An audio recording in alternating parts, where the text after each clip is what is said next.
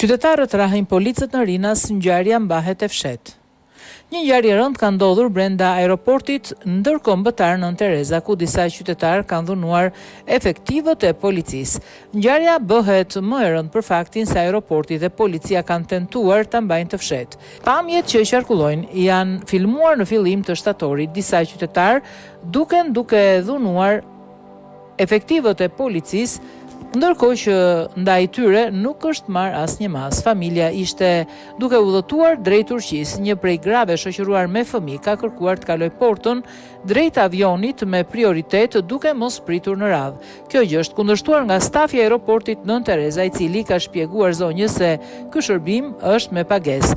Në këtë moment ka nisur një debat mes familjarëve dhe punonjësve të kompanisë. Më pas, stafi i aeroportit ka njoftuar policinë, e cila ka mbritur në vend ngjarje dhe ka kërkuar t'i largoj familjarët për të shmangur për shkallëzimin e konfliktit. Në ato momente, të krye familjarit kanë shtyrë dhe kanë goditur me grusht të efektivët e policisë.